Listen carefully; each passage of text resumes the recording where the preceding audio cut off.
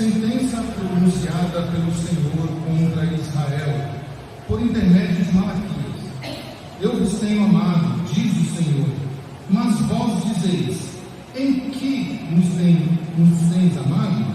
Não foi Esaú irmão de Jacó? Diz o Senhor: todavia amei a Jacó, porém aborreci a Esaú, e fiz dos seus montes uma assolação, e dei a sua herança aos chacais do deserto. Se Edom diz: fomos destruídos, porém tornaremos a edificar as ruínas, então diz o Senhor dos exércitos: eles edificarão, mas eu destruirei, e Edom será chamada terra de perversidade, e povo contra quem o Senhor está irado para sempre. Os vossos olhos o verão, e vós direis: grande é o Senhor, também fora dos limites de Israel. O filho honra o pai, e o servo ao seu senhor. Se eu sou o pai, onde está a minha honra? E se eu sou o Senhor, onde está o respeito para comigo? Diz o Senhor dos exércitos a vós outros, ó sacerdotes que desprezais o meu nome. Vós dizeis: em que desprezamos nós o teu nome? Ofereceis sobre o meu altar pão imundo, e ainda perguntais: em que te havemos profanado? Nisto que pensais: a mesa do Senhor é desprezível. Quando trazeis animal cego para o sacrificares, não é isso mal? E quando trazeis o coxo ou o enfermo, não é isso mal? Ora, apresenta-o ao teu governador. Acaso terá ele agrado de ti, e te será favorável? Diz o Senhor dos exércitos. Agora, pois, suplicar em favor de Deus, que nos conceda a sua graça. Mas com tais ofertas nas vossas mãos, aceitará ele a vossa pessoa? Diz o Senhor dos exércitos. Tomara houvesse entre vós quem feche as portas, para que não acendeis debalde o fogo do meu altar. Eu não tenho prazer em vós, diz o Senhor dos exércitos, nem aceitarei da vossa mão a oferta. Mas desde o nascente do sol até o poente é grande entre as nações o meu nome, e em todo lugar lhe é queimado incenso e trazidas ofertas puras, porque o meu nome é grande entre as nações, diz o Senhor dos exércitos. Mas vós profanais, quando dizeis: a mesa do Senhor é imunda, e o que nela se oferece, isto é a sua comida, é desprezível. E dizeis ainda: que canseira, e me desprezais, diz o Senhor dos exércitos. Vós ofereceis o dilacerado, e o coxo, e o enfermo, assim fazeis a oferta. Aceitaria eu isso da vossa mão? Diz o Senhor. Pois maldito seja o enganador, que tendo um animal sadio no seu rebanho, promete e oferece ao Senhor um defeituoso, porque eu sou grande rei, diz o Senhor dos exércitos, o meu nome é terrível entre as nações. Vamos orar mais uma vez, Deus? Santíssimo e amado Deus, glorioso Pai, te louvamos, Senhor, pela tua bênção e a tua graça de podermos ter a tua palavra em nossas mãos para ouvi-la, lê-la e aprender dela. Obrigado, Senhor, e pedimos que o Senhor fale em nosso coração. Use-nos como teus instrumentos, Senhor, para que possamos entender a palavra do Senhor. Abre os nossos ouvidos, Senhor, para ouvir, e que o nosso coração nesse momento tenha temor e tremor diante daquele que está presente nesse ensino, para oferecer a Ele o melhor e também ouvir o que o Senhor tem para falar conosco. Assim oramos em nome de Jesus. Amém. Meus irmãos, quando o parlamento inglês foi reunido lá pelo ano de 1545, aproximadamente aí, foi desenvolvido ali os documentos de fé, as confissões de fé, o catecismo, o catecismo menor, e também eles se preocuparam com o culto. Como é que os crentes deveriam cultuar o Senhor? Qual deveria ser a postura de um crente ao chegar na igreja, quanto ao local de culto, quanto à sua vestimenta, quanto aos detalhes que envolvem o culto. E então nasceu o documento chamado O Diretório de Culto de Westminster. E vejam só essas palavras, que interessante isso lá atrás, no século XVI. Olha essas palavras. Prestem bem atenção, que são documentos de fé da nossa igreja. Quando a igreja se reúne para o culto público, as pessoas, tendo antes preparado seus corações para o mesmo, devem todas vir e tomar parte, não se ausentando das ordenanças públicas por negligência ou por pretexto de reuniões particulares.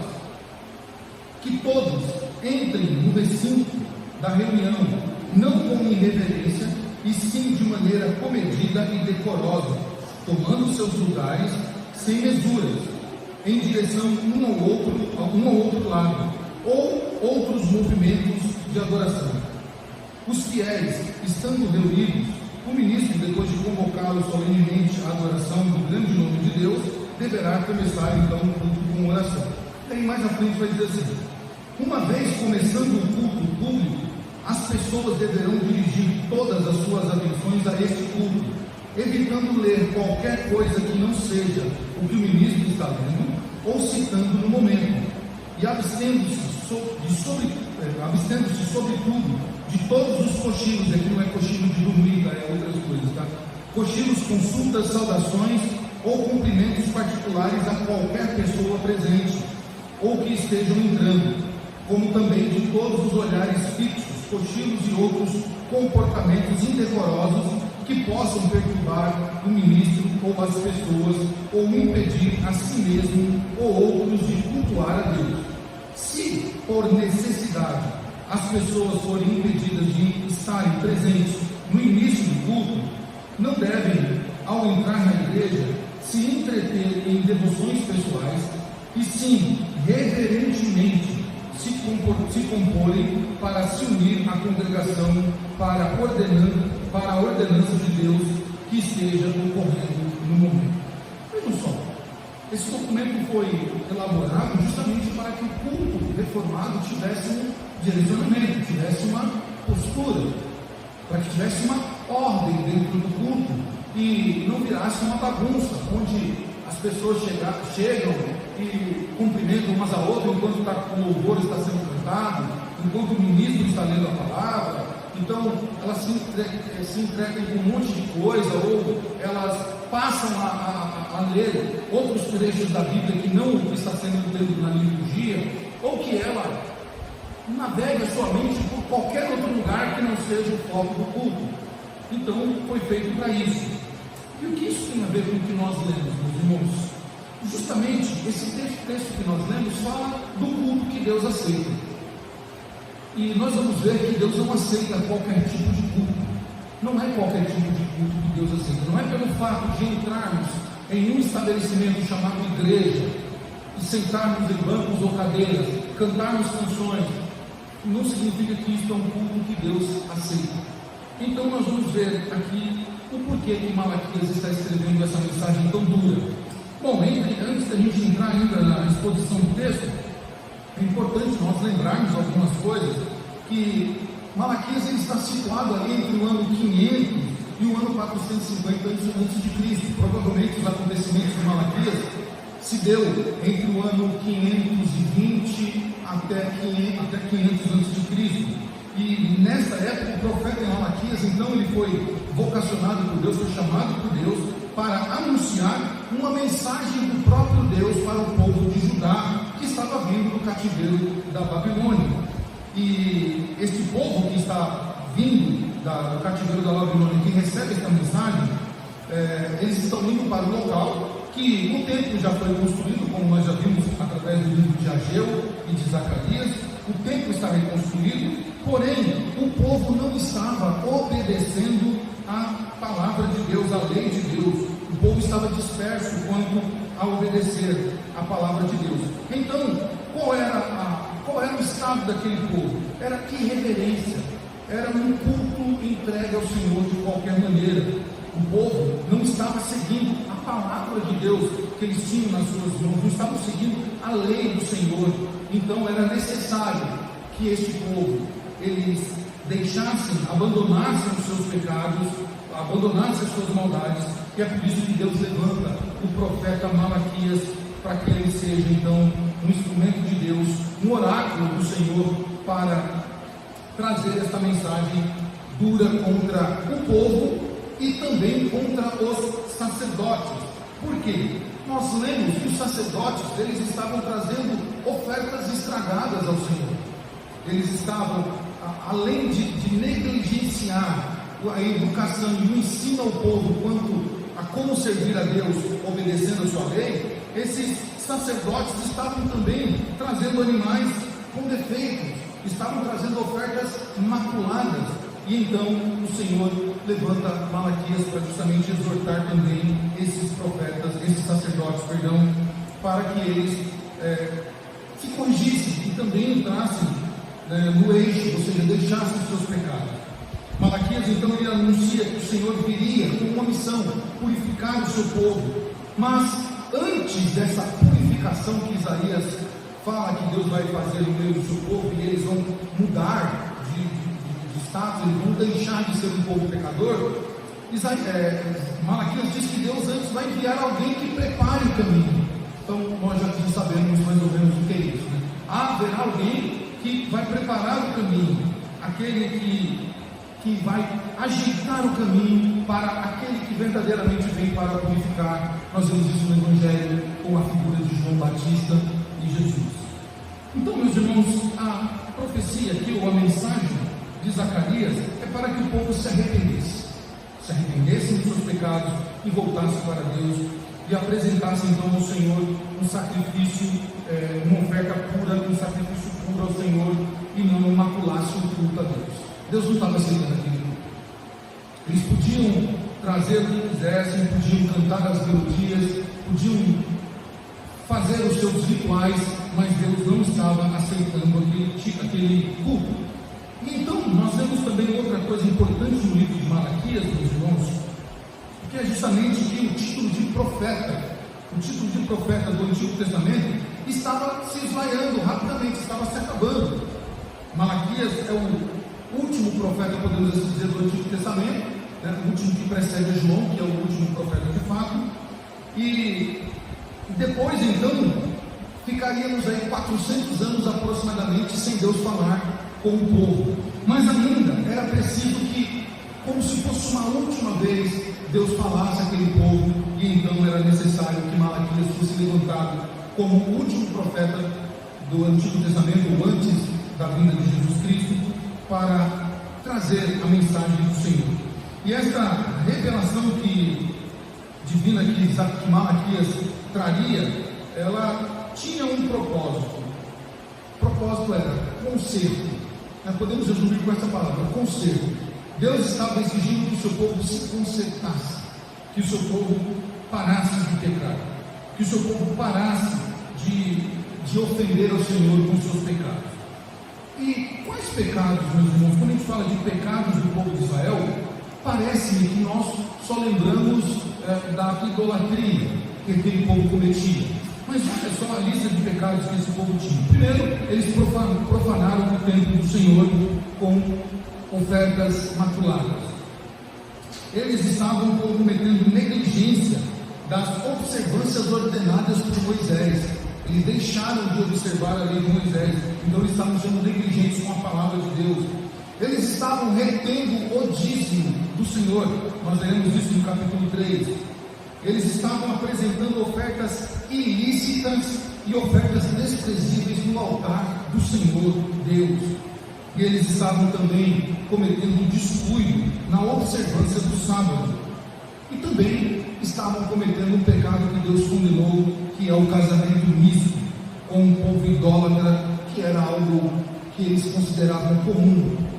Então esses temas, meus irmãos, fizeram com que esse povo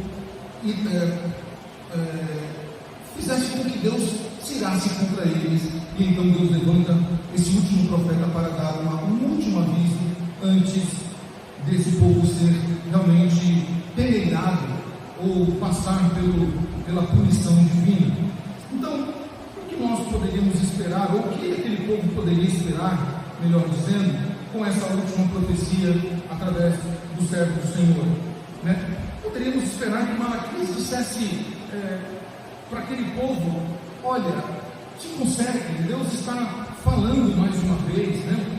Vocês estão ouvindo a voz do soberano, parem de pecar, parem de oferecer um culto irracional a Deus, parem de oferecer qualquer coisa para o Senhor merece o melhor, o Senhor merece a nossa primazia, porque se nós não fizermos assim, o juízo vai vir.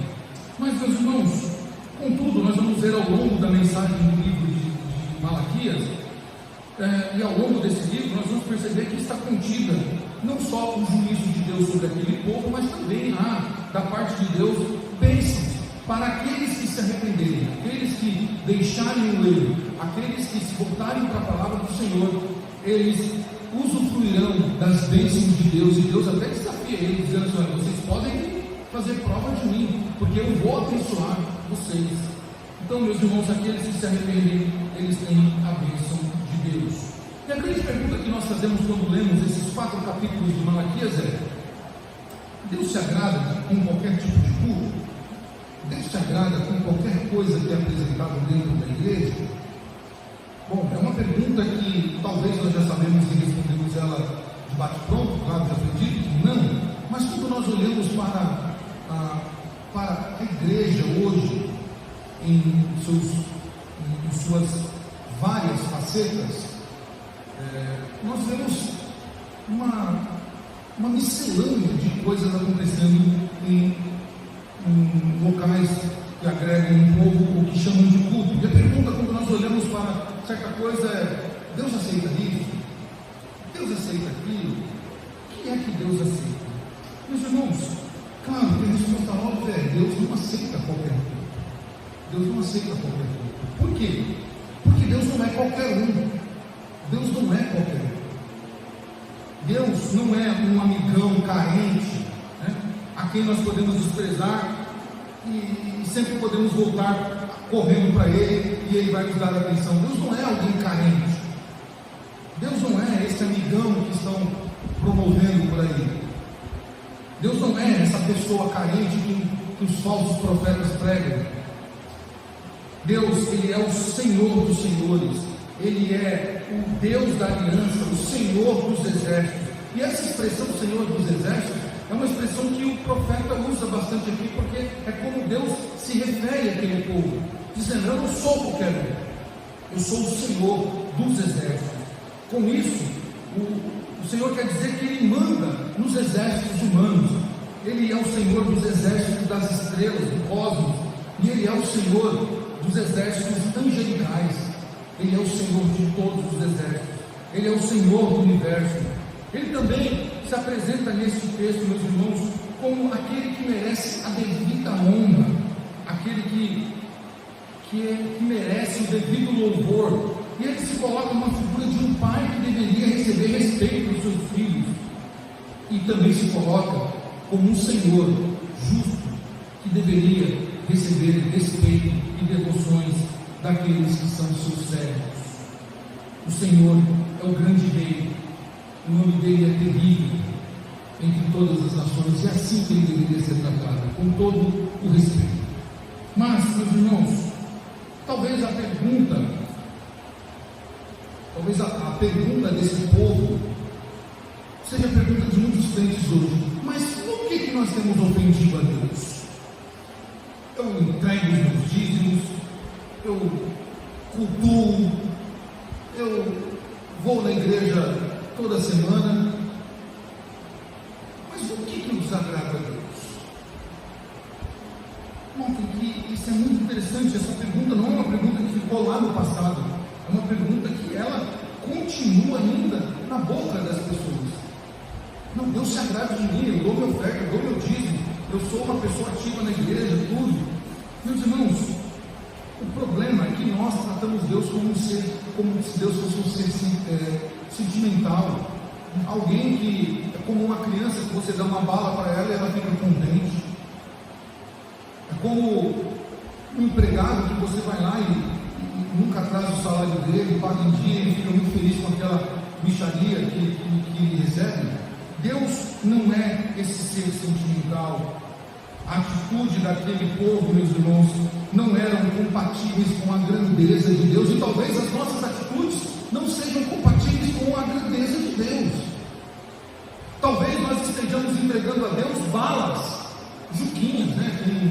Quem tem experiência sabe aí, eram gostosas. Talvez nós estejamos oferecendo a Deus uma bala qualquer e saindo pomposo dizendo: Deus me ama porque eu sou alguém que dá bala para Deus, né?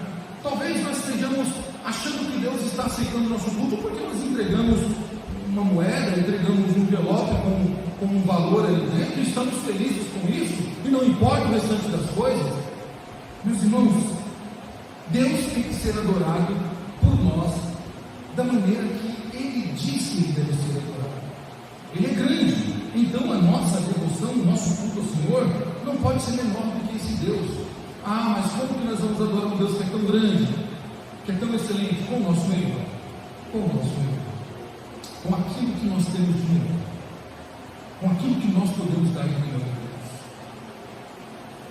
Meus irmãos, eu lamento porque nós não temos dado o nosso melhor a Deus. Nós não temos. E se você fizer uma análise introspectiva de você, você vai saber que é verdade. Nós não estamos entregando a Deus o que é melhor. Deus usa através desse texto com o profeta Malaquias o que nós chamamos na área da comunicação como um aspecto dialogal. Deus fala, o povo responde, perguntando, né? E Deus então contrapõe a resposta daquele povo. Um exemplo disso está logo no capítulo, no verso 1, que nós vamos ver aqui. Deus fala que Ele é Deus de amor, o povo diz que ama o Senhor, mas o Senhor diz: ó, vocês não me amam. Eles dizem: por que nós não te amamos? E aí ele usa uma analogia aqui da figura de Esaú e Jacó para contestar o que esse povo está dizendo quanto a amar a Deus. Meus irmãos, nós podemos ver isso então nos versos de 1 a 14, o verdadeiro culto, o culto que Deus aceita. Já nos versos 1 a 5, que nós temos aqui em Malaquias, nós vamos ver que Deus afirma que Ele ama, que Ele é o Deus do amor. Ele afirma, né? Eu vos tenho amado, diz o Senhor. Olha, Deus está afirmando que Ele tem amado aquele povo. Deus envia um profeta, um oráculo, né, com uma sentença. A palavra aqui no seu original aponta para algo pesado, para um oráculo, por isso inicia sentença pronunciada pelo Senhor. Ou seja, Deus trouxe ali uma mensagem pesada para aquele povo, por intermédio do profeta Malaquias, e Deus diz: eu vos tenho amado. Deus está dizendo: eu sou Deus de amor, eu tenho amado vocês. E aí, olha só a resposta deste povo, né? Mas vós dizeis: em que nos tem amado? Olha a ousadia deste povo. Deus está afirmando que Ele é o Deus do amor, que Ele ama, e esse povo está contrapondo a voz de Deus, dizendo: o que o Senhor tem nos amado? Talvez, e só talvez, né, passou pela cabeça daquele povo: se o Senhor nos ama, por que nós estamos no cativeiro? Se o Senhor nos ama, por que nós agora somos escravos de povos gentios? Se o Senhor nos ama, por que o Senhor permitiu que Jerusalém fosse destruída? Se o Senhor nos ama, por que o Senhor permitiu que Nabucodonosor fizesse todo o estrago que fez lá em Jerusalém no templo? Se o Senhor nos ama, por que nós estamos aqui destruídos, arrasados, sem nossas casas, sem os nossos patrimônios? Nossos filhos morreram, nosso rei foi deportado, foi disposto. Meus irmãos, mais ou menos o que se tem falado por aí, né? Se Deus me ama, por que eu ando doente? Se Deus me ama, por que essa enfermidade não é curada?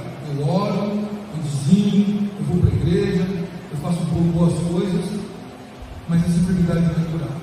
Se Deus me ama, por que eu sofro injustiças? Se Deus me ama, por que eu não consigo ser feliz? Se Deus me ama, por que a minha vida não vai para frente? Vejam, são coisas que nós falamos também. Nós estamos cometendo o mesmo erro deste povo que está contrapondo o amor de Deus. Sempre quando acontece uma grande tragédia no mundo, vem à tona essa pergunta: se Deus ama, como diz que ama, por que as coisas acontecem? Por que terremotos, como aconteceu recentemente em Santa Catarina, no tornado, né? Por que terremotos, como aconteceu na Índia?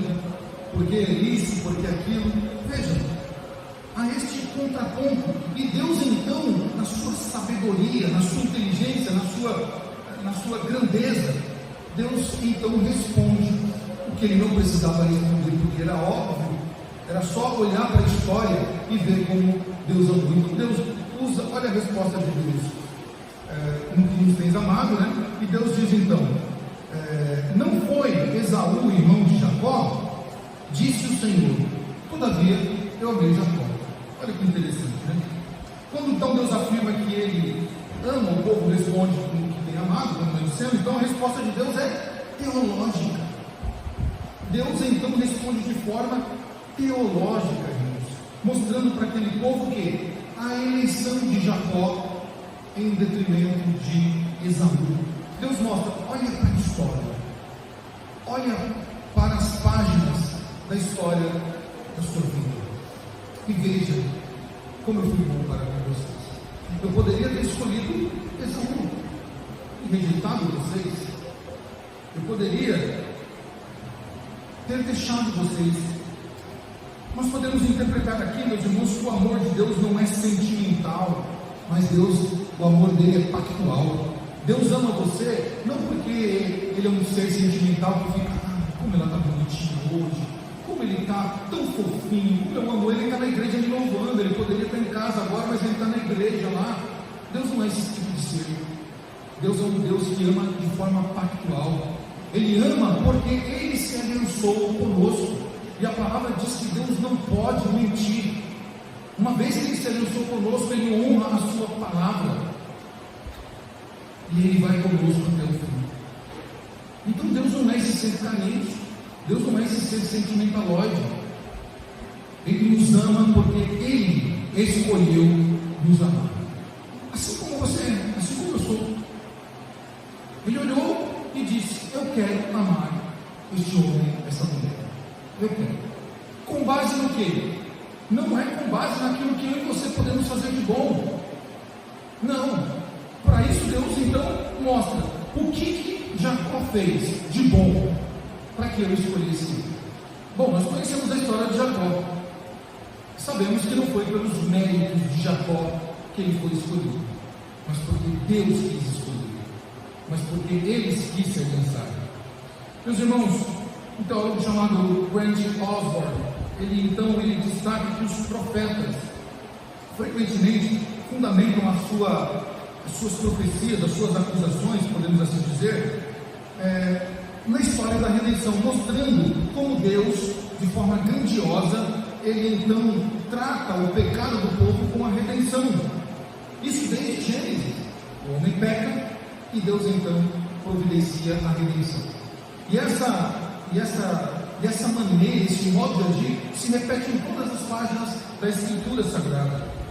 Um outro teólogo chamado Scott Duval, ele nos faz lembrar que o significado original está atrelado ao contexto histórico, ou seja, o que eles estão vivendo aqui não é algo aleatório, mas faz parte da trajetória de vida deles, faz parte da história da vida deles. Por isso Deus recorre, então dizendo, vejam como foi a eleição, como foi que eu escolhi vocês como meu povo, como foi que eu selecionei vocês como meu povo. O que nós podemos ver aqui, meus irmãos, e por que Deus responde dessa maneira, é porque Israel duvidava do amor de Deus, do amor divino, por causa da situação pós-exílica que eles viviam. Eles saíram do exílio, voltaram para Jerusalém, mas estava tudo destruído, tudo um caos, e então eles chegaram a duvidar do amor de Deus. Meus irmãos, nós podemos ver então, nesses primeiros versos, algo que nós devemos tomar cuidado diante das situações adversas que nós vivemos. Nós nunca podemos colocar em xeque o amor de Deus, nunca.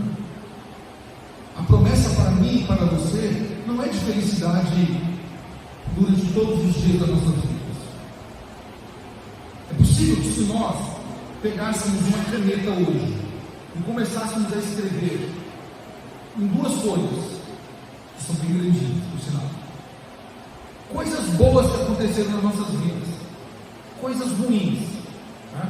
Eu tenho certeza que nos meus 51 anos de vida ia ter mais coisas ruins que aconteceram do que coisas boas, né? Porque a vida é assim. Nós vivemos um mundo mau, vivemos um mundo pecaminoso, vivemos um mundo onde ele se opõe ao Senhor.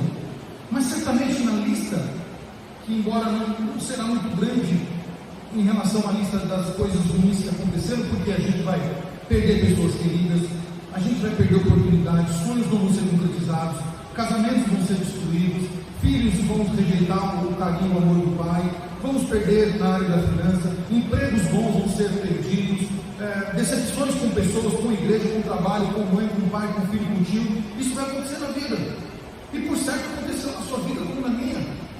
Mas quando nós olhamos para a lista das coisas boas que aconteceram, nós olhamos e na nossa mente, nosso coração tem que ver como Deus é bom, como Ele cuida de nós.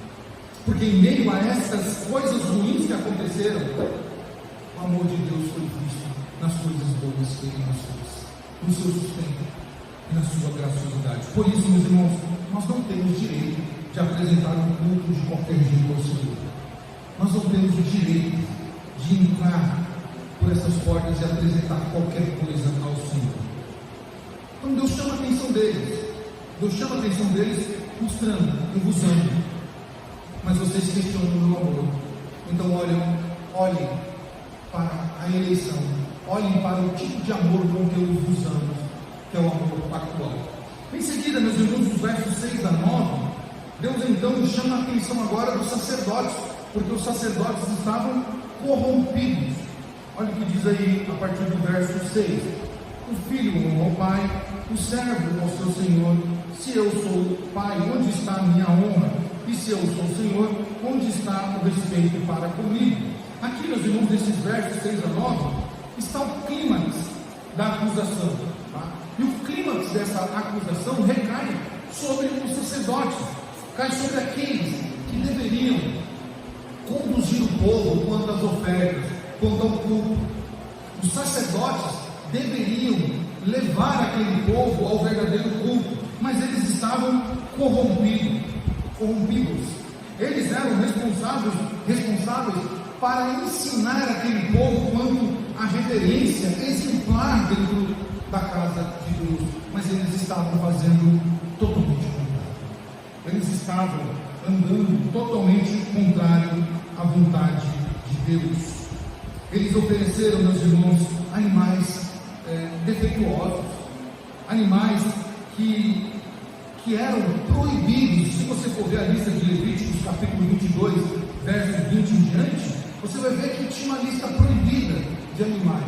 E dentre as proibições, animal com defeito, com mancha, que não fosse o primogênito, não deveria ser entregue como oferta ao Senhor.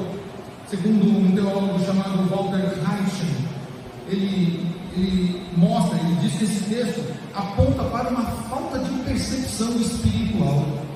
Quando alguém apresenta alguma oferta maculada, uma oferta que não é digna, ele está então tendo falta ali nele, uma percepção espiritual. Deus não aceita qualquer tipo de oferta. Quando alguém faz isso, é porque falta nele uma percepção espiritual e a quebra da responsabilidade diante de Deus, que é oferecer sempre o melhor ao Senhor. Meus irmãos, o que faltava nesse povo segundo esses versos 6 a 9? Porque a partir do 7, olha o que diz a palavra: oferecei sobre o meu altar pão imundo, e ainda me perguntam: no que pensais? A mesa do Senhor é desprezível, ou melhor, em que te havemos profanado? Nisso que pensais, a mesa do Senhor é desprezível. O Senhor está dizendo: vocês trazem uma oferta ruim, vocês trazem uma oferta proibida, e ainda me perguntam no que nós temos desprezado o teu nome. Sabe como que vocês pensam da minha mesa? Vocês acham que a minha casa, a minha mesa, é uma mesa de imundície, é uma mesa qualquer, É uma mesa que pode ser desrespeitada e eu não vou fazer nada. E ele continua: quando trazeis animal cego para o sacrifício, não é isso mal? O Senhor está dizendo, quando você traz uma oferta que é um animal cego, isso não é um mal que você está fazendo? Isso não é errado?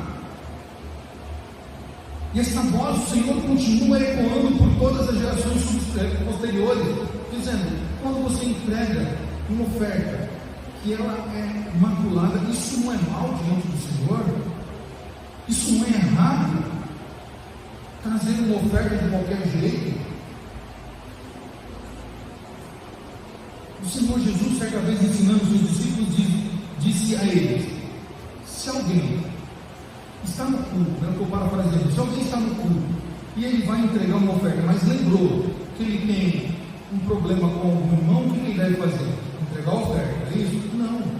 Ele deve ir, deixar ali, vai lá, conserta com seu irmão, acerta a sua vida e depois vem e entrega a oferta. O Senhor ensinou, o Senhor Jesus ensinando, dizendo: não é só jogar lá a oferta, ou entregar a oferta de qualquer jeito, não. Porque a oferta tem que estar de acordo com o ofertante. Olha que interessante, né? Nós nunca pensamos nisso. A oferta tem que estar de acordo com o ofertante e com aquele que vai, e para com aquele que vai ser ofertado. Então, se a minha vida é uma vida contrária à palavra de Deus, a minha oferta vai ser rejeitada pelo Senhor. Vai ser rejeitada. Era melhor que nem entregasse, porque ela vai ser rejeitada pelo Senhor, porque ela está de acordo com aquele que entregou a sua oferta.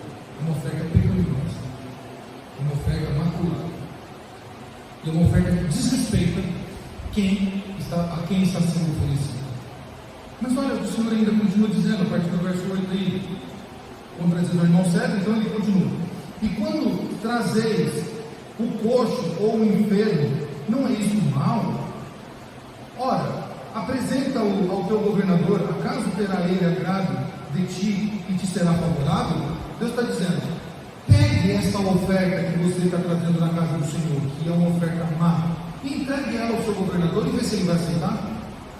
Vê se ele vai aceitar. O Senhor está dizendo: aquilo que você entrega a mim, entregue ao teu governador, entregue ao teu governante, para ver se ele vai aceitar. Note que a gente às vezes tem esse método. Nós não entregamos a alguém que nós gostamos uma coisa ruim. Ninguém entrega uma coisa ruim. Ninguém dá. Um exemplo: se você está conversando com alguém, o que você exige da pessoa? Atenção. Já conversou com alguém que te dá atenção? Gostoso, né? Maravilha conversar com alguém que não dá atenção. Alguém que você está conversando e ela está. Você falando. E ela está pegando lá um livro e lendo. Ou então ela está olhando para os passarinhos que estão passando. E você ela falando. É muito bom conversar com uma pessoa assim, não é? É ruim. Ninguém gosta. Você se sente ofendido, desrespeitado. Então por que nós fazemos isso com Deus? Por que nós fazemos isso com Deus? Por que quando Ele está falando conosco, nós estamos com a nossa atenção em outro lugar? Achando que está tudo bem, achando que Ele vai aceitar o nosso culto, porque nós estamos aqui bonitinhos, perfumados, bem vestidos, na casa dele, entregamos a nossa oferta e cantamos hinos, né? Vim para adorar-te, vim para louvar-te, vim para dizer que é meu Deus. Isso foi verdade que você cantou? Será que lá no céu agora os anjos podem testemunhar diante de Deus dizendo assim: Senhor, Pai, eles cantaram verdade? Ou será que não, o Senhor não é o Deus deles? O Senhor não é o Deus deles, porque nem atenção Ele dá para eles estão no Senhor. Eles não têm nem aí com o Senhor. Eles só estão lá por obrigação, para fazer nenhum, para que ninguém depois mande um WhatsApp para ele, ligue para eles, assim: por que você não foi para a igreja, irmão? Veja, meus irmãos, esse tema é totalmente atual. O Senhor está dizendo, está mostrando para eles no que eles desrespeitam o Senhor. O Senhor está dizendo, se eu sou Pai, então por que vocês não me respeitam?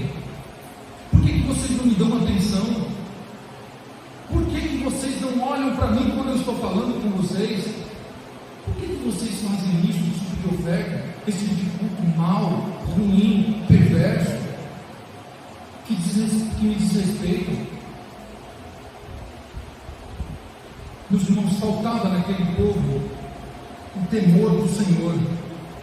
E isso é um tema que é central no Antigo Testamento, essa falta de temor. Nós já vimos isso. Desde quando o primeiro profeta começou a profetizar, nós vimos que o Senhor tem cobrado deles o que? A falta de temor, a falta de espiritualidade. Eles se aliaram a deuses estranhos, a cultos estranhos, e abandonaram o caminho do Senhor. Eles quebraram a aliança com o Senhor. E esses sacerdotes que estavam sendo exortados pelo Senhor, eles quebraram a aliança sacerdotal dada a eles lá atrás com Moisés. Quando nós lemos, por exemplo, o livro de Números, capítulo 25, a partir do verso 10, olha o que eles deveriam, como eles deveriam zelar pelo seu ministério, o ministério sacerdotal deles. Números capítulo 25, versos 10 a 13. Olha o que o Senhor diz a eles.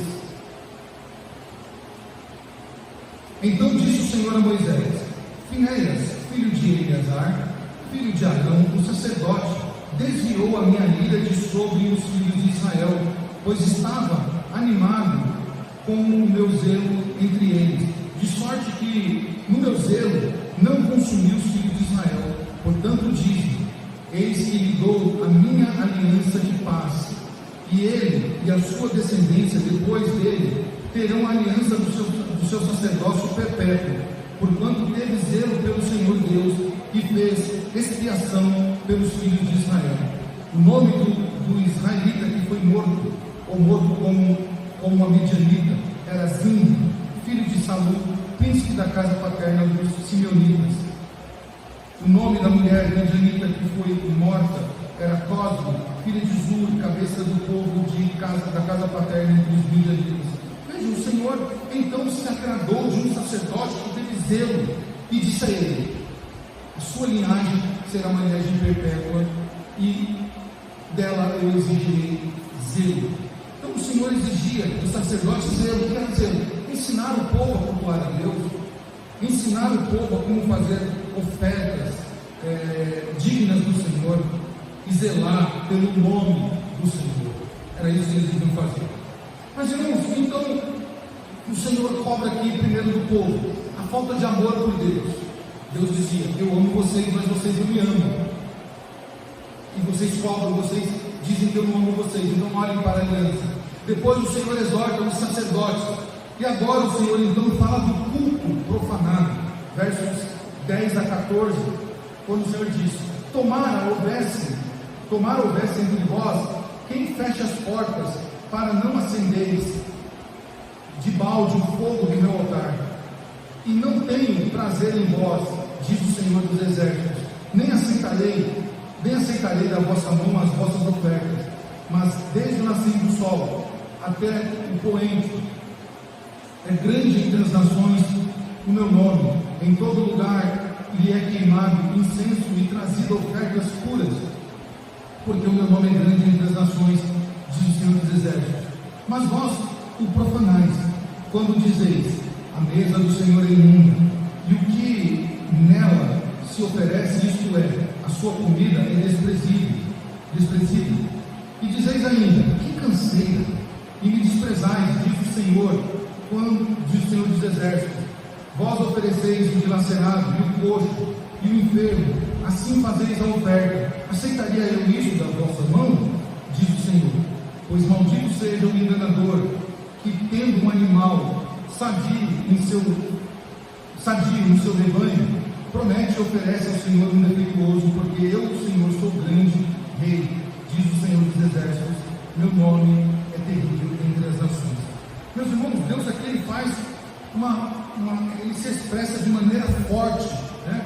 Ele expressa de uma maneira muito forte o seu repúdio contra a ação daquele povo, quanto aquele povo estava fazendo, profanando o culto. E olha só o verso 10 como ele diz: quem dera houvesse entre vós quem fechasse as portas, né, para não se queimar incenso. O Senhor está dizendo: quem dera, tomara que tivesse um dentre vocês que chutasse o balde e falasse: chega, parem de profanar o culto na casa do meu Pai, na casa de Deus. Nós sabemos que houve um que fez isso: Jesus. Quando Jesus passava por Jerusalém, que ele viu os cambistas profanando a casa de Deus, vendendo animal com defeito, vendendo coxo, animal que não era de acordo com a lei, o Senhor Jesus foi lá e fez o quê? Derrubou as barracas, chicoteou os cambistas. E o Senhor disse: vocês estão profanando a casa do meu Pai, vocês estão fazendo ela casa de comércio, porque além de trazer animais com defeito, vocês estão vendendo ele como se eles fossem animais puros.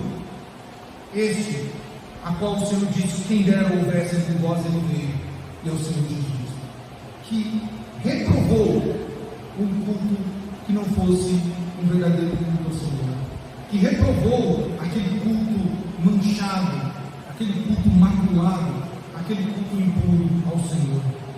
Um escritor chamado William Clay e também Blomberg, eles falam que o que o povo estava cometendo aqui era um exemplo de profanar o sagrado, de profanar o culto ao Senhor. O que eles estavam fazendo era uma profanação, uma profanação ao que era sagrado, quando o ato religioso externo descontrário do interior. O que estava acontecendo aí? Externamente eles estavam trazendo animais, externamente eles aparentavam estar fazendo um culto ao Senhor, mas internamente não, porque o Senhor conhece o coração. Não é isso que está escrito lá em 1 Samuel 16? Quando o profeta Samuel chega na casa de Davi, e então chama Jessé e fala: me apresente seus filhos, porque dentro de uns aqui está o escolho do Senhor. E vem os filhos, os primeiros filhos, Eliabe, e vem todos os outros filhos bonitos, fortes, soldados. E o Senhor diz: esse não. Samuel fala: agora este é, porque ele é bonito, alto, ele é forte, tem postura de rei. E o Senhor diz: esse não. E o Senhor diz: vocês estão vendo a aparência, mas o Senhor sonda o coração. Meus irmãos, Deus sabe quem é que está oferecendo, que tipo de culto nós estamos oferecendo ao Senhor. Ele sabia que esse culto que estava sendo oferecido a ele aqui pelos hebreus era um culto fingido, um culto falso, era um culto que estava profanando o sagrado, profanando o nome do Senhor. Então, meus irmãos, devemos ter cuidado. Ou nós perdemos o temor totalmente e não cremos na onisciência de Deus, que sonda e conhece os corações, e nós continuaremos agindo dessa maneira, porque não cremos na onisciência dele, e então vamos enganar os outros. Ou nós hoje paramos e refletimos que o Deus que nós cremos é um Deus onisciente que sonda os corações, e ele sabe exatamente como cada um de nós entramos por essas portas, e que tipo de culto nós oferecemos a Deus. O Senhor sabia que lá havia uma contradição entre o interno e o externo. O Senhor, então, ele fala àquele povo: já que vocês não querem me cultuar como eu desejo ser cultuado, então eu vou levantar um outro povo e eles vão me adorar, eles vão ser meus servos. Meus irmãos, Kevin Van Hooser, ele entende que nesse texto o Senhor está dando agora, abrindo a porta, para que os gentios, conforme Isaías 56 livre, agora passe a ser o povo de Deus. E a adoração agora, ela não está mais limitada a Israel, mas ela está agora expressa ou aberta a todos os povos, conforme lido em Isaías 56. O governo do Senhor está apontado nesse texto, dizendo que todas as nações serão governadas por ele e elas irão adorar. Já que o povo de Deus não quer cultuá-lo de forma legítima, então Deus trará outros de fora para adorá-lo. Deus, como eu disse e repeti algumas vezes e vou repetir de novo, Deus não é um ser carente. Deus não fica dizendo, não quero me cultuar. Poxa, eu estou tão tristinho hoje, porque não foi me cultuar, não foi para a igreja cantar, senti a falta da voz dela, não foi dele, não foi. Quando nós dizemos não para Deus e não queremos honrá-lo, não queremos cultuá-lo, fica tranquilo, né? Há um texto que diz que quem quer continuar no pecado, que se afunde mais. Que se afunde mais. Lembra do que Zacarias disse sobre o povo que rejeitou o pastoreio do Senhor? Já que vocês não querem ser curados, que continuem doentes. Porque agora vocês serão dominados pelo pecado e pelos falsos mestres, e eles vão arrancar as suas unhas, as suas lanças. Então, meus irmãos, já que quando nós não queremos cultuar a Deus, Ele levanta outros, Ele traz outros, de lugares que nós nem imaginamos, de situações que nem nós imaginamos. Para Deus não há problema nenhum quando um santarrão não quer cultuá-lo. Deus falou, ok, Deus vai lá no prostíbulo, vai lá no tráfico e tira e transforma aquele traficante, bandido, assassino, aquela prostituta, aquele mentiroso, aquele alcoólatra, aquele drogado. Deus tira de lá, purifica, muda a vida dele e traz ele para nós. Se nós não quisermos, Deus trará outro e vai nos surpreender. Então, não pense que Deus é um ser carente.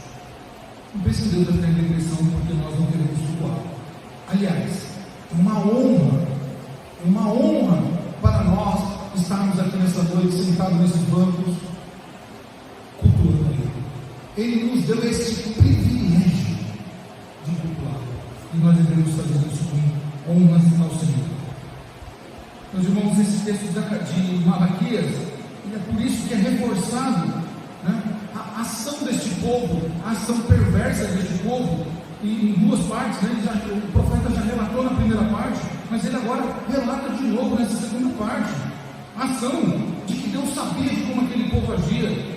Nós vimos no versículo 6, o povo desprezou Deus, versículo 7, o povo profanou, versículos 7 e 12, eles achavam que a mesa do Senhor era imunda, era desprezível. Versículo 13, eles achavam o culto uma canseira. Olha só, nada contemporâneo, né? E é por causa dessas atitudes do coração, meus irmãos, somado ao fato de que eles não sentiam amor por Deus, eles não amavam a Deus de forma alguma. Então, somado ao seu desleixo com a falta de amor por Deus, então eles ofereciam qualquer coisa ao Senhor. Eles davam a Deus o resto, o pior. Eles davam a Deus o que sobrava. Eles não se importavam em oferecer a Deus o que era de bom e o que era melhor. Não foi assim com Caim? Caim ofereceu o que sobrou para ele, ofereceu a melhor oferta. Esaú, idem. E assim se repete durante toda a história. Aqueles que não pertencem a Deus, aqueles que não são de Deus, oferecem um pouco a Deus. Nós devemos então, meus irmãos, em rápidas aplicações, devemos nos perguntar, né, como esse texto pode transformar a minha vida quanto à questão política? Como, olhando para esse texto, eu posso mudar a minha postura no culto ao Senhor? Então nós devemos primeiro, meus irmãos, ao entrar por essas portas, entender que Deus nos ama, mesmo quando as circunstâncias parecerem contrárias, mesmo quando tudo apontar de forma contrária. Acredite, Deus te ama. Deus te ama. Não importa. E talvez nós vamos morrer com uma enfermidade, ela nunca vai se curar. Talvez nós morreremos com uma situação econômica não tão boa. Talvez nós não teremos um casamento feliz enquanto vivo. Talvez nós teremos muitas decepções ainda, somadas às muitas que já tivemos. Talvez nós seremos perseguidos a vida toda.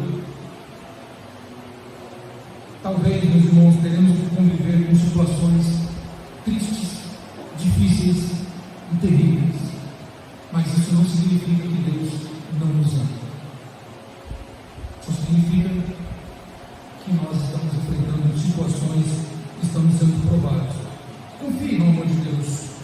duvide do amor do Senhor. Em momento algum, questione o amor desse Deus que transformou a sua vida, que mudou o seu modo de viver, que tirou você de um lamaçal de pecado a qual você estava se revolvendo como um porco se lambuza na lama. O Senhor te deu nova perspectiva de vida. O Senhor te transformou. O Senhor te limpou e te purificou. Não volte para a lama. Não questione o amor de Deus voltando para a lama. Confia nele, porque o bom pastor sempre cuida das suas ovelhas. E isso, meus irmãos, implica diretamente no culto, porque uma vez que entendemos o amor de Deus, nós entramos por essas portas cheios de felicidade e alegria em cultuá-lo, em honrá-lo, em tratá-lo como o Pai que Ele é para nós.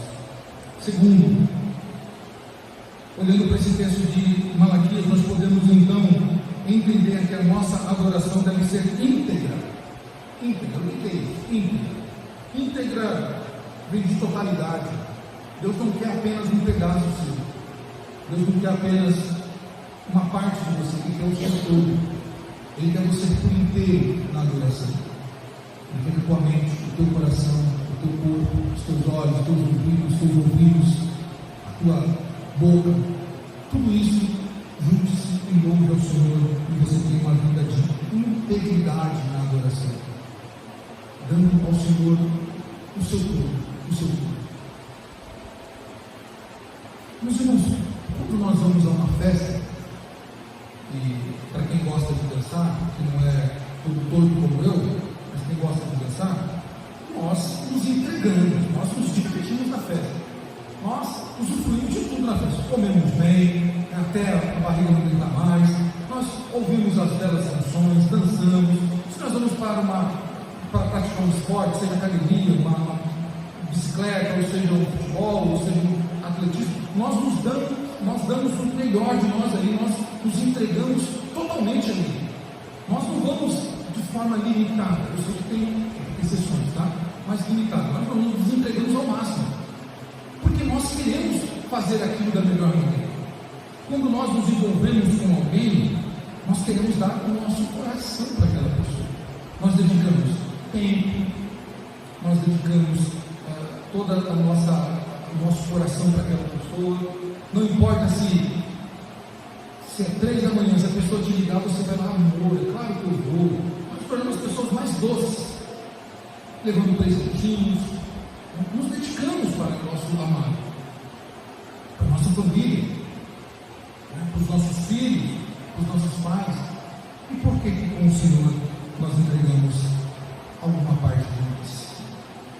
Alguma parte de nós. Por que nós só corremos atrás do Senhor quando nós estamos cansados? E aí nós vamos Deus, vinde a mim, todos que estão cansados, e sobrecarregados, e eu vos aliviarei. Olha só, pecaminosidade, Nós usamos até o versículo para mostrar que nós estamos cansados, quando nós vamos para a igreja, não, estou aqui, mas eu estou cansado. Por que nós andamos tão cansados? E no culto é refletido isso. Porque certamente os nossos esforços estão em outras áreas da nossa vida que não no Senhor. Nós não temos nos entregado, precisamos nos entregar mais ao Senhor. Nós precisamos adorá-lo de forma íntegra e total. Por que, meus irmãos? Adorar de forma mecânica, sem entrega pessoal, é o que eles faziam aqui no período de Malaquias. Eles apresentavam a Deus um culto mecânico e sem entrega pessoal. Trazendo isso para os nossos dias, nós podemos fazer eu fiz uma pequena listinha, tá? Olha só, culto mecânico e sem entrega pessoal é isso: participar de culto sem devoção, sentar no banco e ficar ali, estático. Isso é um culto sem devoção, é um culto mecânico, é um culto sem entrega pessoal. Você não se entrega, sem servir com má vontade, é vir para a igreja com má vontade, é sentar no banco com má vontade, é tocar algum instrumento ou usar o culto com má vontade. É também oferecer, abre aspas, o resto em vez do melhor para Deus. Perceba como são coisas bem atuais. é ir por obrigação ao culto. Eu tenho que ir para o culto porque eu sou o pastor da igreja. Eu tenho que ir para o culto porque eu tenho uma função da igreja. Eu tenho que ir porque senão alguém vai me chamar de domingueiro porque eu não estou mais indo para a igreja. Perceba como isso não é culto agradável a Deus. Mais uma, tá? Está no culto, mas com a mente lá em Nárnia. O corpo está aqui, mas a mente está lá distante. Isso é culto a Deus? Isso é culto que o Senhor deveria sentar diante de você? Fazer qualquer outra coisa no culto, durante o culto, ao invés de prestar honras ao Senhor. Isso é culto? Creio que não. Meus irmãos, finalizando, Malaquias, nesses 14 capítulos, ele nos lembra que a missão do crente é servir ao Senhor com devoção, apresentar a Deus um culto autêntico, um culto digno do Senhor, da grandeza do Senhor. É seguir os passos de Jesus, que durante todo o seu ministério terreno, ele honrou a Deus. Ele não aceitou, e ensinando seus discípulos, ele mostrou que Deus não aceita qualquer tipo de coisa, que Deus não aceita o aparente, o externo, porque Deus se preocupa mais com o interno, mais com o coração, que Deus se preocupa como de fato está dentro de nós, nosso coração. Portanto, meus irmãos, que tipo de culto temos oferecido ao Senhor? Que tipo de postura tem sido a minha e a sua quando nós entramos por essas portas, pela tenda da adoração, pelo local de culto do Senhor? Paulo nos aconselha, e aqui nós encerramos. Paulo diz: rogo-vos. A palavra rogo-vos é uma palavra de apelação. É como se ele estivesse dizendo assim: eu imploro a vocês, irmãos, pelas misericórdias de Deus, apresentem o vosso corpo por sacrifício vivo, santo, agradável a Deus, que é o vosso culto racional. Meus irmãos, Deus está nos pedindo algo simples para mim e para você. Me cultuem de verdade, me adorem de verdade, não de aparência, mas de coração. Assim diz o Senhor.